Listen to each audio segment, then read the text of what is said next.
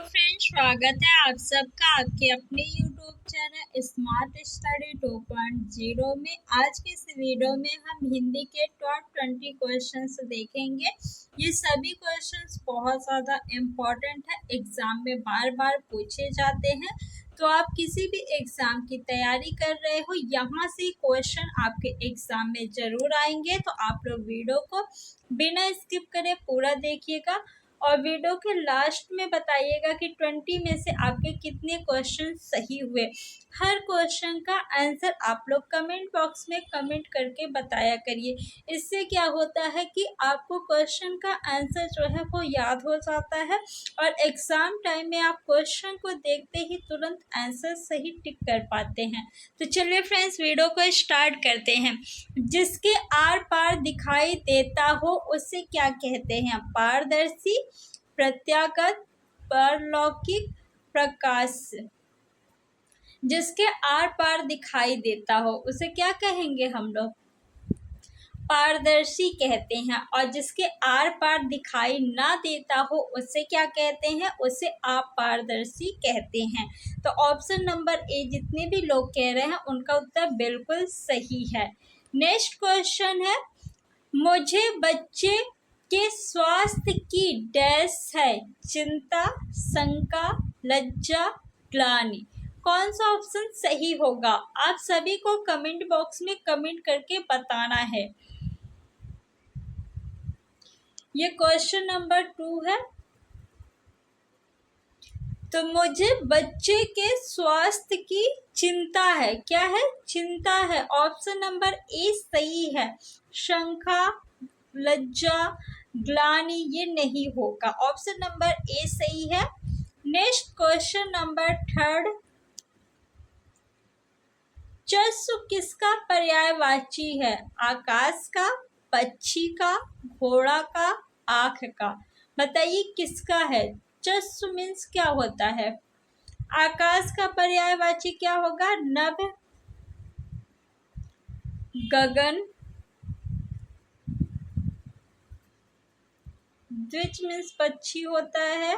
द्विज मीन्स ब्राह्मण भी होता है, दांत भी होता है। ये काफी ज्यादा एग्जाम में पूछा जाता है, याद रखिएगा आप लोग। द्विज के अनेकार्थी पक्षी, ब्राह्मण और दांत। घोड़ा का पर्यायवाची क्या हो जाएगा? घोटक हो जाएगा, अश्व हो जाएगा। खग मीन्स भी पक्षी होता है। आँख का पर्यायवाची क्या होगा? नेत्र हो जाएगा, नयन हो जाएगा और चक्षु भी होता है। तो ऑप्शन नंबर डी जो है आपका वो बिल्कुल सही है। नेक्स्ट क्वेश्चन नंबर 4, निम्नलिखित में से शुद्ध वर्तनी वाला शब्द कौन सा है? घनिष्ठ की शुद्ध वर्तनी बताना है। 4 ऑप्शन दिया गया है, बताइए कौन सा ऑप्शन सही है? ऑप्शन नंबर ए, बी, सी या डी? घनिष्ठ, घनिष्ठ। ऑप्शन नंबर आपका डी जो है वो बिल्कुल सही है। तो जितने लोग भी डी कह रहे हैं उनका उत्तर बिल्कुल सही है। नेक्स्ट क्वेश्चन है क्वेश्चन नंबर 5, दिए गए शब्द का विलोम चुने। ज्ञान का विलोम शब्द क्या होगा? अज्ञान, अहंकार, विज्ञान, संज्ञान। बताइए कौन सा ऑप्शन सही होगा? तो ज्ञान का विलोम शब्द यानी विपरीत शब्द जो है वो अज्ञान होगा। ज्ञान में अ उपसर्ग लगाकर हम इसका विलोम शब्द बताएंगे। उपसर्ग जो है वो क्या होते हैं? उपसर्ग आपका शब्दांश होता है। शब्दांश मीन्स क्या होता है? किसी शब्द का अंश। प्रत्यय जो होते हैं वो भी शब्दांश होते हैं। उपसर्ग किसी शब्द के पहले लगता है यानी आदि में लगता है और प्रत्यय जो होते हैं वो किसी भी शब्द के अंत में लगता है। प्रत्यय और उपसर्ग दोनों जो है वो शब्दांश होते हैं, ना कि शब्द।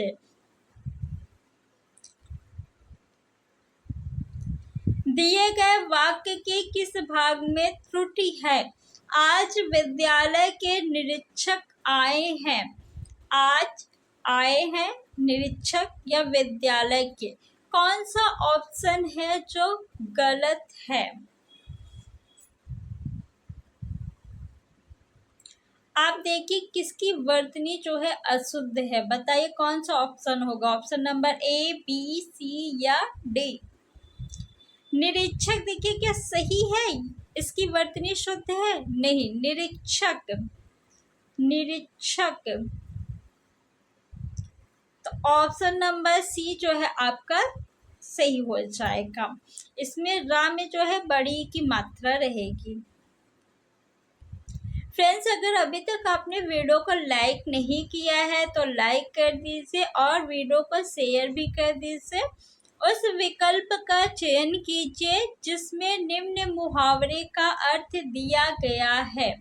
आकाश के तारे तोड़ना, आसमान से तारे तोड़ने की कोशिश करना, आसमान छूने की कोशिश करना, असंभव काम करना, काम तमाम करना। बताइए कौन सा ऑप्शन सही होगा? आकाश के तारे तोड़ना, आकाश के तारे तोड़ना यानी असंभव काम। क्या आप आकाश में जाके तारे तोड़ सकते हैं? नहीं ना, यानी असंभव काम, जो काम क्या हो? असंभव हो। ऑप्शन नंबर सी जो है आपका बिल्कुल सही है। रिक्त स्थान की पूर्ति के लिए सबसे उपयुक्त विकल्प का चयन करें। खेल कूद में डैश अच्छी बात है? स्पर्धा, द्वेष, ईर्ष्या, क्रोध। क्वेश्चन नंबर 8 का आंसर बताइए क्या होगा? खेल कूद में क्या अच्छी बात है? क्रोध नहीं, देखिए बिल्कुल भी आपको क्रोध नहीं करना चाहिए। ईर्ष्या, ईर्ष्या नहीं, ईर्ष्या जो है आप करेंगे तो सबसे ज़्यादा नुकसान आपका ही होगा। ईर्ष्या जो है सबसे पहले उसी को चलाता है जिसके मन में वो उत्पन्न होता है। द्वेष, द्वेष बिल्कुल भी नहीं करना है, इससे भी आपकी ही हानि होगी। आपको क्या करना है? स्पर्धा करना है, दूसरे से बेटर करना है, उससे जलना नहीं है आपको। आप खुद को उससे और अच्छा बनाइए। ऑप्शन नंबर ए जो है बिल्कुल सही है।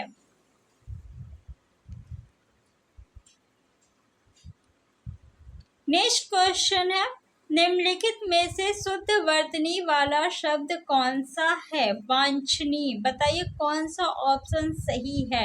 ए, बी, सी, डी। वांछनीय बताना है किस ऑप्शन में सही है।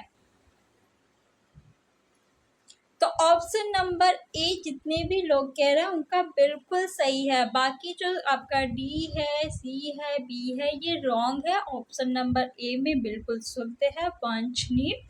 कुछ और इम्पॉर्टेंट वर्तनी से रिलेटेड क्वेश्चन जो एग्जाम में काफ़ी ज़्यादा पूछे जाते हैं, जैसे कवियत्री,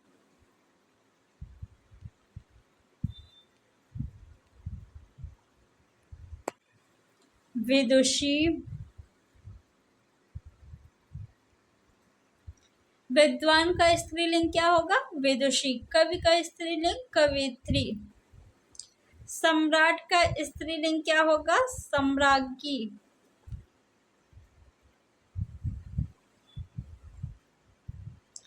कर्ता का स्त्रीलिंग क्या हो जाएगा? कर्त्री। ये सब जो है आपके वर्तनी में भी पूछा जाता है और लिंग में भी पूछा जाता है। नेक्स्ट क्वेश्चन है, वह 4 दिन का आकस्मिक अवकाश पर घर चला गया।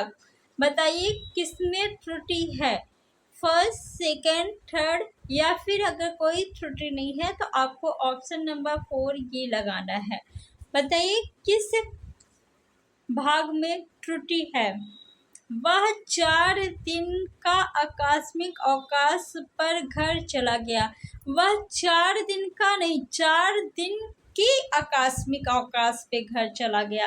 यानी ऑप्शन आपका ये जो फर्स्ट भाग है इसी में गलत है। ऑप्शन नंबर कौन सा सही होगा? ऑप्शन नंबर सी सही है।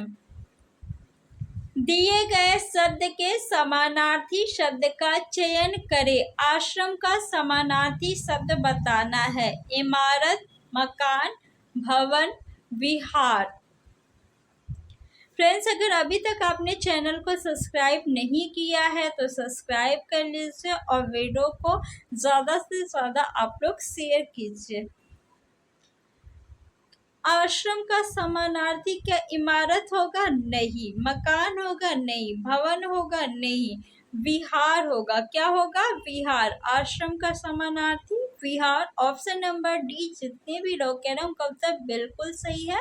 आप सभी को हर क्वेश्चन का आंसर कमेंट बॉक्स में कमेंट करके बताना है। दिए गए वाक्य में रेखांकित अंश को प्रतिस्थापित करने के लिए सबसे उपयुक्त विकल्प का चयन करें। यह विषय अत्यंत कठोर है।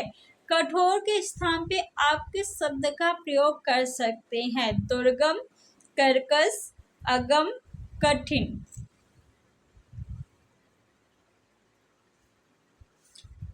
यह विषय अत्यंत क्या है? कठोर है। कठोर की जगह पे किस शब्द का हम प्रयोग करेंगे? दुर्गम का नहीं, कर्कश का नहीं, अगम का नहीं, कठिन का। यह विषय अत्यंत कठिन है। विषय जो है वो कठिन होता है, ना कि कठोर।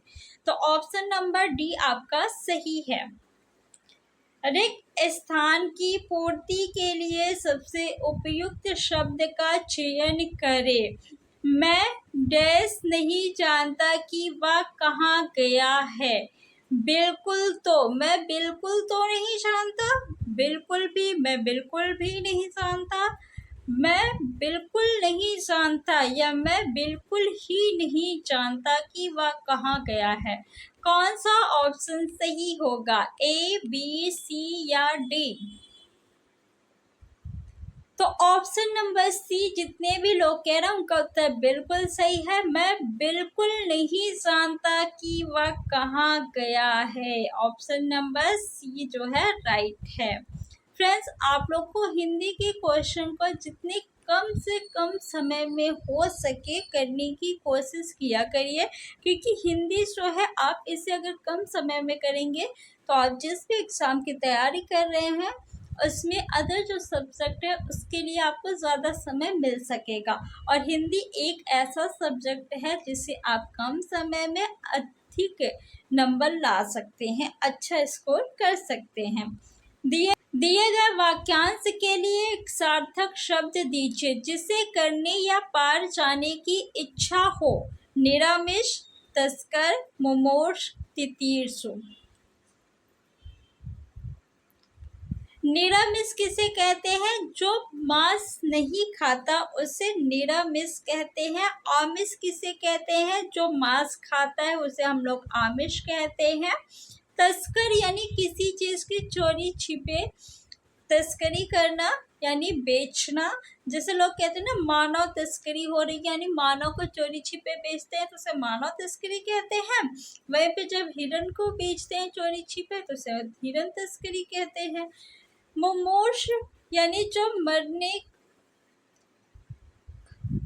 मरने को इच्छुक हो उसे मुमूर्षु कहते हैं। तितीर्षु किसे कहते हैं? जिसे करने या पार जाने की इच्छा हो। तो ऑप्शन नंबर डी जितने भी लोग कह रहे हैं उनका उत्तर बिल्कुल सही है। निम्नलिखित में से शुद्ध वर्तनी वाला शब्द कौन सा है? अनिष्ट बताना है कि कौन सा वर्तनी सही है। Option number A, B, C, D. अभी आपने घनिष्ठ देखा था, अब आपको अनिष्ट बताना है। तो अनिष्ट में जो है टा होगा। घनिष्ठ में ठा था लास्ट में, लेकिन अनिष्ट में टा होगा। ऑप्शन नंबर सी जो है आपका वो बिल्कुल सही है। नेक्स्ट क्वेश्चन है, दिए गए शब्द के विलोम का चयन कीजिए। न्यून का विलोम शब्द आपको बताना है। अधिकतम, अधिक, अत्यंत, वृहत। अगर न्यूनतम दिया होता तो इसका विलोम शब्द क्या हो जाता? न्यूनतम का विलोम शब्द अधिकतम हो जाता, लेकिन यहाँ पे न्यून दिया है तो न्यून का विलोम शब्द जो है अधिक हो जाएगा। ऑप्शन नंबर बी सही है। आंखें चार होना मुहावरे का सही अर्थ क्या है? घूरना, लज्जित होना, आकर्षित होना, आमने सामने होना। आंखें चार होना, आंखें चार होना मीन्स घूरना तो बिल्कुल नहीं होता है। घूरना यानी जब कोई व्यक्ति किसी को लगातार गुस्से में देखते हैं तो हम कहते हैं क्या, घूर रहा है। किसी को लगातार आपको देखना क्या कहलाता है? घूरना। लज्जित होना बिल्कुल नहीं, आकर्षित होना नहीं, आंखें चार होना यानी आमने सामने होना। ऑप्शन नंबर डी जो है वो बिल्कुल सही है। निम्नलिखित में से शुद्ध वर्तनी वाला शब्द कौन सा है? निरीह की शुद्ध वर्तनी आपको बताना है। ए बी सी डी, बताइए कौन सा ऑप्शन सही होगा? तो ऑप्शन नंबर डी जितने भी लोग कह रहे हैं उनका उत्तर बिल्कुल सही है। अनुरक्ति का विलोम शब्द क्या होगा? विरक्ति, शक्ति, आसक्ति, भक्ति। अनुरक्ति का विलोम क्या होगा? विरक्ति। ऑप्शन नंबर ए जितने भी लोग कह रहे हैं उनका उत्तर बिल्कुल सही है। फ्रेंड्स, अगर अभी तक आपने वीडियो को लाइक नहीं किया है तो लाइक कर दीजिए, शेयर कर दीजिए और चैनल को सब्सक्राइब कर लीजिए। रिक्त स्थान की पूर्ति करने के लिए सर्वाधिक उपयुक्त विकल्प का चयन करें। मैंने डैश में सोचा कि ऐसा क्यों होता है? मन में, अंतःकरण में, आत्मा में या चित्त में? बताइए कौन सा ऑप्शन सही होगा? जब आपको न समझ में आया करे रिक्त स्थान में क्या भरना है तो जितने भी ऑप्शंस दिए हैं आप भर के देख लीजिए कौन सा ऑप्शन सही है। जैसे मैंने मन में सोचा कि ऐसा क्यों होता है, ये बिल्कुल सही लग रहा है, लेकिन हम बाकी ऑप्शंस को भी चेक करेंगे। मैंने अंतःकरण में सोचा, अंतःकरण में सोचा क्या सही है? नहीं। मैंने आत्मा में सोचा, ये भी गलत है। मैंने चित्त में सोचा, सही लग रहा है? नहीं। मैंने मन में सोचा, हम मन में सोचते हैं ना, तो ऑप्शन नंबर ए आपका बिल्कुल सही है। तो इसी तरह एग्जाम में जब आपको ना समझ में आए कि रिक्त स्थान पे क्या भरना है तो आप लोग चारों ऑप्शंस को रिक्त स्थान पे रख के एक एक करके वाक्य को पढ़िए, क्या वाक्य सही लग रहा है। जिस ऑप्शन से वाक्य सही लगे उस ऑप्शन को सही टिक कर दीजिएगा। तो फ्रेंड्स 20 क्वेश्चंस कंप्लीट हो गए हैं। अब आप लोग बताइए कि 20 में से आपके कितने क्वेश्चन सही हुए हैं। और वीडियो को पूरा देखने के लिए आप सभी का बहुत बहुत धन्यवाद।